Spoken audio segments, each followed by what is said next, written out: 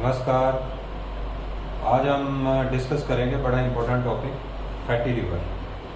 Fatty liver जब भी हम देखते हैं अल्ट्रासाउंड, तो most of the patients they are having concern, they have got something in their ultrasound that it is written over there like fatty liver. तो किसी को कुछ भी नहीं नज़र आएगा तो फैटी लीवर तो जरूर नज़र आएगा। वो पंजाबी नहीं है जिसका लीवर फैटी ना हो। अगर वो लीवर फैटी ना हो तो इसका मतलब वो खाता पीते घर का नहीं है। ये फैटी लीवर है क्या चीज़, what do they mean by fatty liver. इसमें हम देखेंगे भी ये फैटी लीवर को हम नॉर्मल गिनेंगे, क्या इसको हम डिजीज़ की तरह गिनेंगे, या इसको हम इसका कुछ सोचेंगे कुछ करेगा, कुछ आने वाले टाइम में दिक्कत पैदा करेगा, या ऐसे ही हमें we have to just take it as a normal thing, normal finding in our ultrasound. आज हम इस पर डिस्कस करेंगे what is this fatty liver. बात तो सभी बातें एक बात पे आकर टिकती है, वो ये है कि पेशेंट का खाना पीना, उसका लाइफस्टाइल, उसकी डाइट, और पेशेंट अपने आप को कितना अपने बॉडी की आदतों को टेम कर, और बॉडी को कैसे अपने हाउ वी कैरी ओवर सेल्फ्स।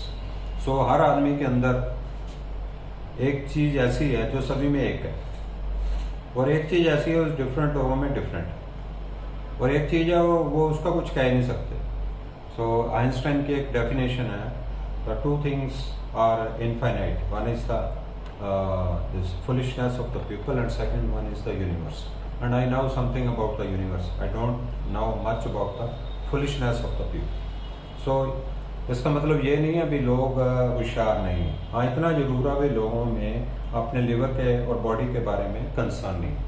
पहले नंबर पे तो ये लिवर चीज़ क्या है, उसको समझेंगे। जो लिवर हमारे पेट का अभिन्न अंग है, क्योंकि ये पेट का सबसे बड़ा अंग है जिसका साइज ऑलमोस्ट 11 से लेकर 13 सेंटीमीटर है। तो ये हमारा लिवर है, और ये बड़ा खूबसूरत अंग है, और इसका वेट 1.5 किलो के करीब है, और इसके दो पार्ट है, एक राइट लोब का, एक लेफ्ट लोब का, और ये स्टोमक के साथ ही जुड़ा हुआ है। ये बीच वाला हिस्सा जो है स्टोमक है, और ये सारा हिस्सा जो है ऑलमोस्ट 80% जो पेट की बीमारियों को कंट्रोल करता है। इसमें लिवर है, इसमें स्टोमक है, इसमें यहाँ पे ये गॉल ब्लैडर है, पेनक्रियास है। तो 80% जो भोजन जो हम हमारे पेट में लेते हैं वो हमारा ये हिस्से के साथ कंसर्न है। भोजन जो है वो ऐसा ही हम लें कि ये भगवान का घर है, इसको हम मैजिक बॉक्स कहते हैं। Box means it's a big part, क्योंकि इसमें ही खाने की डाइजेशन होगी, इसी में ही एब्जॉर्प्शन होगी, इसी में ही सारी महत्वपूर्ण क्रियाएं होंगी, जिससे कि खाने में से अच्छे तत्व सारे शरीर को मिलते हैं। This is the sole source of energy जो फ्यूल से हमें मिलती है। फ्यूल मीन्स खाने वाली चीज़ें। तो इसमें सबसे पहले जो भोजन है मुंह से लेकर पेट तक पहुंचने के लिए एक फुट की नाली है, जिसको हम इसोफेगस बोलते हैं। खाना यहाँ पे वे होता है, और कौन सा खाना कहाँ जाएगा यहाँ पे डिसाइड होता है। ये हमारी बॉडी की फिजियोलॉजी है कि खाना अगर मुंह में ही हो या प्लेट में ही हो तो मुंह में पानी आ जाता है, जिसको हम कंडीशन रिफ्लक्स बोलते हैं। खाना जब मुंह में मास्टिकेट हम अच्छे तरीके से करते हैं 32 दांतों से, तो खाना जीभ उसको अंदर पेट की तरफ भेज देती है, और पेट उसको अच्छी तरीके से, उसको मसल बड़े स्ट्रॉन्ग है यहाँ के स्टोमक के, और इसको मास्टिकेट करके इसको छोटे छोटे हिस्सों में बांट देता है, और उसमें से जो कार्बोहाइड्रेट्स हैं उसको ये लिवर को दे देता है। कार्बोहाइड्रेट भी जो है अलग अलग तरह के हैं। एक सिंपल कार्बोहाइड्रेट है, एक कंपाउंड है, एक कॉम्प्लेक्स है। सिंपल जो कार्बोहाइड्रेट है उनका मतलब है जूसेस हो गया, शुगर होगी, कोल्ड ड्रिंक्स हो गया, बेकरी के प्रोडक्ट्स हो गए, आटा हो गया, चावल हो गया, मैदा हो गया, महीन कार्बोहाइड्रेट्स, उसको हम बोलते हैं सिंपल कार्बोहाइड्रेट्स। वो इमीडिएटली बॉडी उसको अब्जॉर्ब करके लिवर को दे देती है, और लिवर उसको मेटाबलाइज करके ग्लूकोज को ग्लाइकोजन में कन्वर्ट कर देती है। अगर वो कुछ लिमिट तक होगा तो उसको अब्जॉर्ब कर लेगा, बट अगर वो ज़्यादा लिमिट तक होगा तो वो उसको ग्लाइकोजन जो है फैट में कन्वर्ट होके उसको लिवर को फैटी कर देगा। इसको हम बोलते हैं फैटी लिवर डिजीज। कुछ चीज़ें हैं जो फटाफट ही ग्लाइकोजन में चेंज हो जाती हैं, जिसको हम सिंपल कार्बोहाइड्रेट, और कुछ हद तक कंपाउंड कार्बोहाइड्रेट भी हैं, वो बड़ी इजीली इसमें कन्वर्ट हो जाते हैं। मेन कारण ये है, अभी अगर हम कार्बोहाइड्रेट अपनी डाइट में ज़्यादा लेते हैं, हमने सिर्फ 100 से 150 ग्राम लेने हैं कार्बोहाइड्रेट, अगर हम इससे ज़्यादा लेंगे तो धीरे धीरे ये लिवर फैटी हो जाएगा। दूसरा, कुछ चीज़ों में वैसे ही कार्बोहाइड्रेट ज़्यादा है, जैसे अल्कोहल है या जो बेवरेजेस है, इसमें कार्बोहाइड्रेट की मात्रा ज़्यादा होती है। आटा, चावल, मैदा, इसमें डिफरेंट टाइप ऑफ कार्बोहाइड्रेट होते हैं जो जिनकी परसेंटेज है। सो ये है तो कंपाउंड कार्बोहाइड्रेट, बट ये ग्लाइसेमिक इंडेक्स इनके ज़्यादा है। सबसे ज़्यादा ग्लाइसेमिक इंडेक्स जो है वो है मैदे की 80%, चावल की 70%, आटे की 50 से 60%। अब मल्टीग्रेन आटा लोगे तो 50%, आम आटा लोगे तो 60%। सो जितना महीन चीज़ खाएंगे उतना ही उसकी कार्बोहाइड्रेट की परसेंटेज ज़्यादा हो जाएगी। अगर आप बिस्किट या बेकरी प्रोडक्ट्स खाते हैं, केक खाते हैं, स्वाद तो लगते हैं बड़े, क्योंकि जीभ को टेस्टी लगते हैं और नरम लगते हैं, चबाने नहीं पड़ते और सीधे खाने में बड़ी सुविधा है। आइसक्रीम है, सिर्फ फ्लेवर है। तो इन सब चीज़ों को के कारण जो कार्बोहाइड्रेट की वैल्यू है सारी अपसेट हो जाती है और मोटापा पैदा होता है और बॉडी में एक अलग तरह की रेजिस्टेंस पैदा होती है। लिवर कुछ हद तक उसको कंपनसेट करता है, पर कुछ देर के बाद वो लिवर जो है वो बढ़ना शुरू हो जाता है। उसका साइज जो है अगर नॉर्मल से 20% बढ़ जाए तो अपने पास फैट को रखने के लिए कोई जगह नहीं है, वो अपने खून में भेज देता है। जो लिवर से खून की नाड़ी होके जाती है, पोर्टल में लिवर में जा रही है, वो अपने लिवर की वेसल से वो सीधा हार्ट को इंफीरियर वेना कैवा में भेज के सारे शरीर में भेज देता है। तो धीरे धीरे सारे शरीर में वो चर्बी की मात्रा बढ़ जाती है। सो जिनका जो BMI 26 से ज़्यादा है या ओवरवेट है, और जितनी ज़्यादा उसका BMI है उतना ही खतरा बढ़ जाता है। दूसरा, अगर कोई एक्सरसाइज नहीं करता, उसका जितना भोजन खा रहा है, जितनी कैलोरीज ले रहा है, अगर वो ज़्यादा उसको नहीं खर्चेगा तो उसकी बॉडी के अंदर फैटी लिवर चेंजेस आने शुरू हो जाएंगे। सो नॉर्मली लिवर का जो कलर है वो होता है ये कॉफ़ी कलर जैसे ये चॉकलेट कलर। तो ये देख रहे हैं बहुत अच्छा ग्लिसनिंग टाइप ऑफ लिवर दिख रहा है हमें, बट ये अगर ख़राब हो जाएगा तो इसका कलर जो है पीला जर्द हो जाएगा और इससे इसको हम फैटी लिवर बोलते हैं। और पहले नंबर पे कलर चेंज होगा, दूसरे नंबर पे ये धीरे धीरे काम करने की वर्किंग इसकी कम हो जाएगी और पेशेंट अगर वही भोजन खाता रहेगा उसके पेट में फैटी डिस्पेप्सिया हो जाएगा। अगर कोई आटा ज़्यादा खा रहा है, चावल खा रहा है, या जो अमृतसरी फूड है, कुलचा है, पूड़ी है, भटूरे है, उससे और तेज़ी से वो लिवर उसका डैमेज होना शुरू हो जाएगा। नॉन वेजिटेरियन फूड भी जो है वो क्यों प्रिपेयर्ड फूड है वो भी बड़ी जल्दी मोटापा पैदा कर देते हैं, क्योंकि उसमें कुछ बनाना नहीं पड़ता शरीर को। जो भोजन है वो ऑलरेडी एनिमल ने बना रखा है, वही भोजन हम खाएंगे तो सारा भोजन सीधा ही बॉडी में एब्जॉर्ब होकर वो फैट में कन्वर्ट हो जाता है। सो जितना लिवर फैटी है उतना ही हमारे पेट में कॉन्स्टिपेशन रहेगी, यहाँ पे दर्द रहेगी, पथरी होने की संभावना बढ़ जाएगी, पेनक्रेटाइटिस होने का अटैक बढ़ जाएगा, ट्राइग्लिसराइड बढ़ जाएंगे, LDL बढ़ जाएगा, बॉडी का बैलेंस जो है यहाँ पे जो हमारा सिस्टम है वो सारा वीक हो जाएगा। सो इससे हम अलग अलग बीमारियों के शिकार होते हैं। सो इसके जो डिफरेंट रीजन हम अगर इधर से देखें तो ये डिजीज क्या है, इसमें क्या है, भारीपन, इसमें भारीपन रहना पेट पे, फैटी डिस्पेप्सिया, पेन रहना, गैस रहना, भारी हो जाना पेट का, और कभी कब्ज हो जाना, कभी लूज मोशन हो जाना, और धीरे धीरे मल्टीपल डिजीजेस होनी शुरू हो जाती हैं। जैसे सुस्ती पड़ी रहती है आदमी को, मेंटली अलर्ट नहीं रहता, अवेयरनेस कम हो जाती है, एंग्जाइटी बढ़ जाती है, एंग्जाइटी होने के कारण फिर धीरे धीरे नींद कम हो जाती है, डिप्रेशन में रहता आदमी, और धीरे धीरे उसके अंदर वर्कलोड बढ़ता जाता है। और काम जो जो आगे उम्र के हिसाब से जब काम बढ़ता है तो उसको वो कंपनसेट नहीं कर पाता, तो उसके अंदर वो पहले जैसी क्षमता नहीं रहती जो पहले ही क्षमता से वो काम करने की प्रैक्टिस करता है। उसमें लाइवलीनेस कम हो जाता है, उसका फ्लो कम हो जाता है। जब फ्लो कम हो जाता है तो स्ट्रेंथ कम हो जाती है, जब स्ट्रेंथ कम हो जाती है तो कॉन्फिडेंस भी कम हो जाता है। सो लाइफ में अगर कॉन्फिडेंस ना हो तो आपका थॉट, एक्शन थॉट कम हो जाते हैं, और अगर आप में कॉन्फिडेंस 0 है तो आप लाइफ में तरक्की नहीं करते। अगर आपका कॉन्फिडेंस 10 आउट ऑफ 10 है तो आपकी लाइफ गुलजार हो जाती है। सो हम तो चाहेंगे कि हर किसी का कॉन्फिडेंस लेवल अच्छा रहे और अपनी काम को अपने अपने पीछे से जो अपनी ऊर्जा है उसको सही तरीके से यूज़ करें। तो आज हम जो बात कर रहे हैं सिर्फ फूड की ऊर्जा की बात कर रहे हैं। सो इसके कारण नंबर 1 रीज़न हो गया कार्बोहाइड्रेट, नंबर 2 हो गया easy food, junk food, packet वाले फूड, इनसे कोल्ड ड्रिंक से, जूस से, अल्कोहल से, इन सभी चीज़ों से हमारा जो लिवर है वो फैटी हो जाता है। और इसके अलावा कुछ मेटाबॉलिक डिजीजेज हैं जैसे थायराइड, हाइपोथायराइडिज्म, जैसे डायबिटीज़, जैसे ऑलरेडी कोई दिमाग की कोई दवाई खा रहा है, कोई मेंटल इश्यूज हैं किसी को, तो उससे भी उसको नींद ज़्यादा आती है। जैसे कोई स्किज़ोफ्रेनिया का ट्रीटमेंट चल रहा है, या कोई डिप्रेशन की दवाई खा रहा है, या एंग्जाइटी रिएक्शन की दवाई खा रहा है, तो धीरे धीरे उसका लिवर फैटी होता चला जाएगा। कुछ बच्चे जो आजकल जिम फूड ले रहे हैं, हर्बल ड्रग्स ले रहे हैं, जो मसल स्ट्रॉन्ग करने के लिए स्टीरॉयड ले रहे हैं, ये भी बहुत बड़ा कारण देखा गया। कुछ दवाइयाँ हैं जो लिवर को ख़राब करती हैं, जैसे टीबी की दवाइयाँ हैं, और कुछ दवाइयाँ ऐसी हैं, डायबिटीज़ की दवाइयाँ भी हैं जो लिवर को इफेक्ट करती हैं, जिसमें बड़ी कॉमन दवाई है मेटफॉर्मिन। तो इसके अलावा हम जो DPP-4 इनहिबिटर्स हैं वो भी लिवर को अफेक्ट करते हैं, उससे लिवर में फैट का लेवल बढ़ जाता है।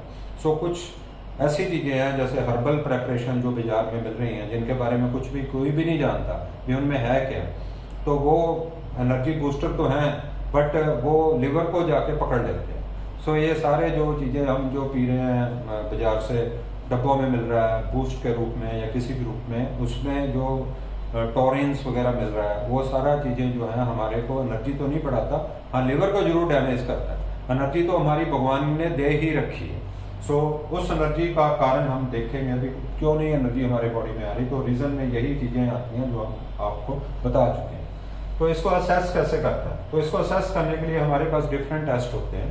लिवर फंक्शन टेस्ट के लिए bilirubin, SGOT, SGPT, alkaline phosphatase और GGT, और इसके अलावा हम कई पेशेंट में कुछ और भी हायर इन्वेस्टिगेशन कराते हैं, जैसे hepatitis B, hepatitis C, hepatitis A, E जिनमें जॉन्डिस रहता है, GGT कराते हैं जिनमें अल्कोहल का इस्तेमाल करते हैं लोग पेशेंट, और डॉग टेस्ट करते हैं जो हम पेशेंट कईयों के देखना चाहते हैं कोई नशे की चीज़, ओपियम या कैनाबिस वगैरह तो नहीं यूज़ कर रहा, तो उनके लिए हमारे पास अलग अलग तरीके हैं असेसमेंट करने के लिए। सो इसमें हम असेसमेंट में हम FIB-4 स्कोर देखते हैं पेशेंट का, जिसमें हम कैलकुलेट करके पेशेंट की एज उसको हम मल्टीप्लाई करते हैं उसका SGOT divided by SGPT multiplied by patient का प्लेटलेट काउंट इन थाउजेंड्स, और अगर उसकी वैल्यू 2.5 से ऊपर है तो इसका मतलब लिवर फंक्शन उसका अफेक्टेड है। डेफिनेटली SGOT-PT एक ऐसे एंजाइम है जो हमें लिवर के बारे में बताते हैं। अगर किसी का SGPT से बढ़ा हुआ है, 2 गुने से भी ज़्यादा है, तो इसका मतलब उसका लिवर अफेक्टेड है। अगर किसी की प्लेटलेट 1.5 लाख से कम है तो इसका मतलब उसका लिवर अफेक्टेड है। अगर किसी का बिलिरुबिन 1 से ऊपर है तो इसका मतलब उसका लिवर डिकम्पनसेटेड है। सो ये सारी चीज़ें असेसमेंट में हमारी मदद करती हैं। अगर किसी को काला पीलिया है, जिसको हम हेपेटाइटिस B और हेपेटाइटिस C कहते हैं, तो उसके लिए भी हमने उसके असेसमेंट में हमने उसको चेक करना है। सो कई बार हमें हेरिडिटरी कई डिजीज़ होती हैं, जैसे TTG एंजाइम कईयों का डेफिशिएंट होता है, जिसमें आटे को हजम ही नहीं कर सकता आदमी, उसमें भी उसका लिवर जो है वो फैटी हो जाता है। सो इन सभी चीज़ों को हम असेसमेंट में ले लेते हैं। इसके बाद कुछ एंजाइम के टेस्ट होते हैं, जिसमें हम लिवर का के ट्यूमर वगैरह भी हमने देखना पड़ता है, कि कई बार जो लिवर फैटी है वो ट्यूमर में भी चेंज हो जाता है, जिसको हम हेपेटोसेलुलर कार्सिनोमा कहते हैं, जैसे कॉम्प्लिकेशन ऑफ सिरोसिस और as a complication of hepatitis B और C।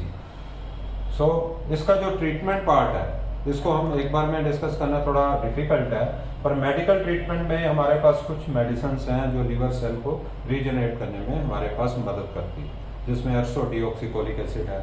गट स्टरलाइजेशन के लिए हमारे पास रिफेक्सिमीन है।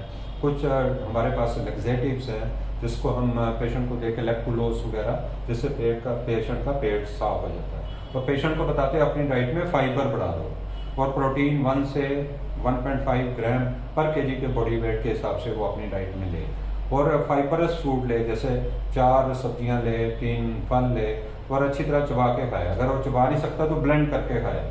यह उसका मेडिकल ट्रीटमेंट में हम उसको गट स्टरलाइजेशन, प्रीबायोटिक, प्रोबायोटिक, और उसका कई बार हमें पेशेंट के में ऑटोइम्यून हेपेटाइटिस भी रूल आउट करना पड़ता है, जिसमें हम पेशेंट के लिए कुछ स्पेसिफिक दवाई है जो पेशेंट के ऑटोइम्यून हेपेटाइटिस है, जिसकी बायोप्सी करके हम उसको कंफर्म करते हैं।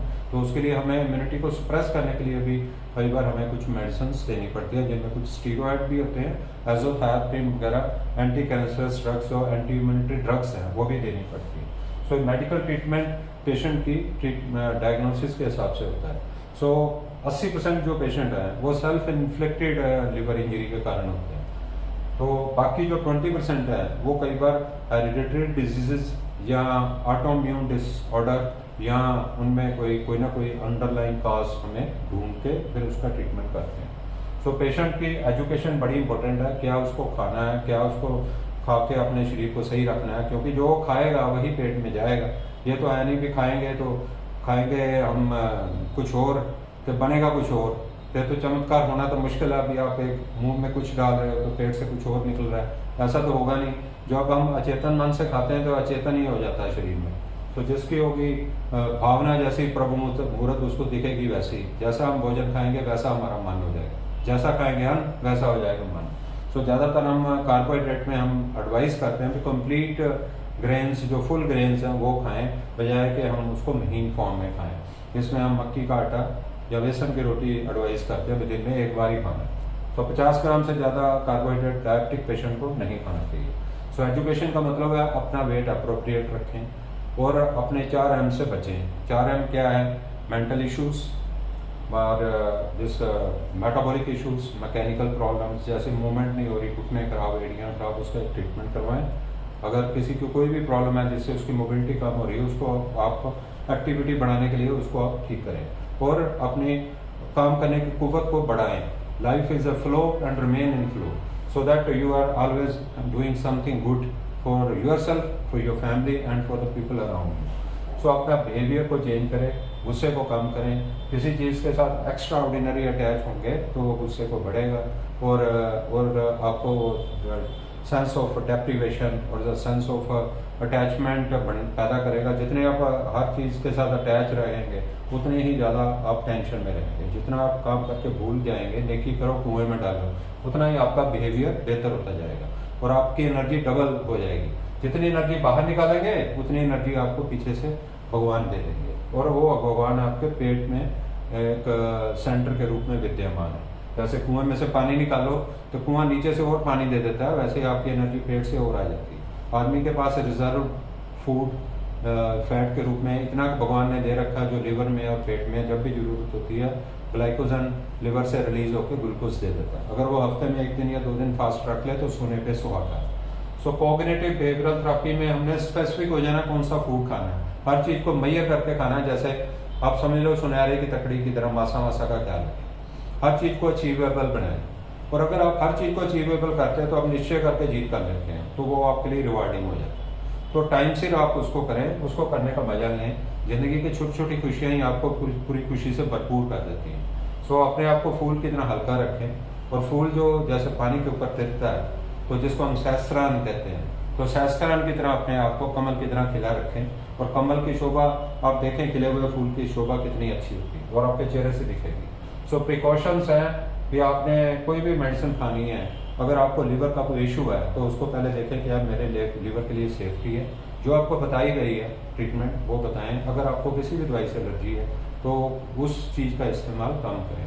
तो दूसरा ना ही करें तो अच्छा है। दूसरा, कोई भी इंटॉक्सिकेंट जो है वो आपकी धड़कन को बढ़ाएगा, आप में टेंशन पैदा करेगा और आपके अंदर से कॉन्फिडेंस को गायब कर देगा। इसलिए कोई भी नशा यूज़ करने से पहले यह देख लें ये नशा क्या, मेरे को क्या इसकी भी ज़रूरत है। अगर आपको ज़रूरत ही नहीं है कोई किसी चीज़ की, अगर वैसे ही आप खुशी से भरपूर हो, तो फिर वो चीज़ें यूज़ करने के लिए कोई ज़्यादा कोई मुफीद रीज़न नहीं दिखता, तो उससे जितना बचा जाए अच्छा। It is always better alone than in a bad company. Just for a fun sake, we can't spoil our health, because health and our body is going to live with us, with our soul for the lifetime. इसी body के अंदर ही हम अपना काम और दिनचर्या चला सकते हैं, क्योंकि इसी में ही हमने 24 आवर रहना। सो कुछ बैरियर्स हैं जो हमें रोकते हैं, जैसे कुछ सर्टन फूड्स हैं, जैसे हेडोनिक फूड जिसको हम बोलते हैं। हेडोनिक होता है जो स्मेल, टेस्ट, फ्लेवर के लिए हम जानते हैं, उसके बगैर हम रह नहीं सकते। कोशिश करें वो कम से कम करें। इमोशनल फूड मत खाएं, गुस्से में आके, लालच मोह में आके मत खाएं, जिससे लिवर खराब होता है। आप होम्योस्टैटिक फूड खाएं और जो क्रिटिकल फूड है वो हमारे लिए अच्छे हैं। क्रिटिकल फूड होते हैं जो हमारे लिए मुफीद हैं, जो हम जीने के लिए खाते हैं, उनको हम क्रिटिकल फूड कहते हैं, तो उनको हम होम्योस्टैटिक फूड कहते हैं। होम्योस्टैटिक हैबिट्स, होम्योस्टैटिक फूड हमें अच्छा करते हैं। सो 5 वे हम पेशेंट से पूछते हैं। 5 वे क्या है? आस्क, कि अगर आपको कोई लिवर के बारे में, पेट के बारे में कोई प्रॉब्लम है, उसको हम आस्क बोलते हैं। असेस करते हैं हम उसको कोई प्रॉब्लम है, उसके बाद पूछते हैं भी उसको हम कैसे असिस्ट कर सकते हैं। फिर हम एग्रीमेंट के लेवल पे आते हैं कि कैसे हम अपने एक दूसरे की मदद कर सकते हैं, सिनर्जी। फिर उसको एडवाइस करते हैं भी कैसे उसको हमने ठीक करना। तो जिसमें हमें अगर कोई किसी का वेट बहुत ज़्यादा है तो उसको हम पेशेंट को मोटिवेट करते हैं वजन कम करें, अपना बिहेवियर बदलें, अपना एक्शन प्लान बनाएं और जल्दी से जल्दी उसको लागू करें, कॉन्फिडेंस को लेवल बनाएं और अपने सेल्फ असेसमेंट करें। अपना जो डाइट ले रहे हैं उसको कागज में डायरी में रोज लिख के जब आते हैं हफ्ते बाद दिखाएं मैंने क्या कहा। जब आप लिखेंगे तो अपने आप ही आप लिखते लिखते ही आपको अपने आप से प्यार हो जाएगा, आपको बुरी चीजें आपसे छूट ही जाएंगी।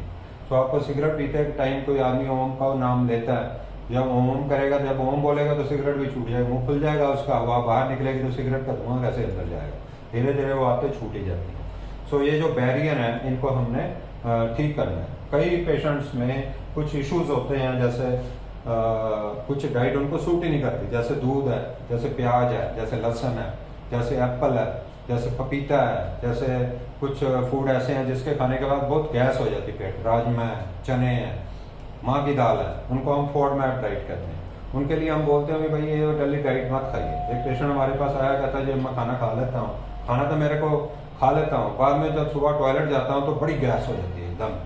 सो उसका सिंपल एक कारण था भी वो डाइट वो ले रहा है जिसको जो वो हजम नहीं कर रहा उसका लीवर, तो उसको बोलते हैं फोडमैप, जिसमें फ्रक्टो ओलिगो पॉलीसैकेराइड का लेवल ज़्यादा है, उसको बोलते हैं फोडमैप डाइट। तो फोडमैप डाइट की जगह आप लो फोडमैप डाइट लें, जिसमें आप सिंपल अदरक, जीरा, सब्जियां और थोड़ा सरसों का तेल या आप ऑलिव ऑयल वगैरह में उसको पका सकते हैं, जिसमें पानी की मात्रा ज़्यादा हो। आपका फ्लेवर भी अच्छा आ जाएगा, पेट भी अच्छा आ जाएगा। जिसका पेट अच्छा है उसका दिमाग भी अच्छा है। तो जिसका पेट खराब है तो वो टिक के काम कैसे करेगा। तो दिन में जो 4-4, 6-6 बार टॉयलेट जाना पड़ता है, जिसको पेट वैक्यूएट नहीं होता, तो वो उसको काम करने में बड़ी दिक्कत होती है, और टिक के काम नहीं करेगा तो जीवन चलाना बड़ा मुश्किल हो जाता है। सो इसलिए अपने आप को कोप करें, अपनी डिजीज़ को जानें और अपनी प्रॉब्लम को समझें, और जितनी जल्दी हो जाए अपने ट्रीटमेंट का, अपनी बीमारी का सही तरीके से इलाज करें। अगर कोई बुरी आदत है तो अपनी उस बुरी आदत को छोड़ दें और अपने कर्मों को आने वाले टाइम के लिए बेहतर करें। जो अगर आप अच्छा कर रहे हैं तो उसको कैरी ऑन रखें, वो आपका प्रारब्ध है, उसके फल आपको अच्छे मिलेंगे ही, उसमें वो भगवान भी उसको रोक नहीं सकता, कोई भी दुनिया की ताकत आपसे वो छीन नहीं सकती जो आपका प्रारब्ध है। और जो आपके कर्म बुरे हैं, पीछे अगर आप गलती कर चुके हैं, आज भी बदल दें तो कर्म संचित हो जाएंगे। संचित मतलब उसका एक बैलेंस बन जाएगा, अच्छे कर्म आपके साथ आगे चलते रहेंगे, बुरे पीछे रह जाएंगे। तो तीसरे कर्म में जब हम बदल ही नहीं रहे तो हमारे अवगामी कर्म है, और कोई दुनिया की ताकत, कोई हॉस्पिटल उसको ठीक नहीं कर सकता। जितना मर्जी पैसा जेब में हो, अकाउंट में हो, जमीन के रूप में हो, गहनों के रूप में हो, गाड़ियों के रूप में हो, बट अगर हमारा दिनचर्या अच्छी नहीं है, हमारी लाइफ गुलजार नहीं है, और हमारा लाइफ जो है उसमें ताकत, एनर्जी, काम करने की क्षमता की कमी है, तो we are not inspiring the people, we are doing some inspiring works, तो हमारा सारा जो दिन का जो काम है सो सब बेकार हो जाता है। So thank you very much. हम अगली वीडियो में डिस्कस करेंगे कुछ और तरीके इसको फैटी लीवर को बेहतर करने के। धन्यवाद।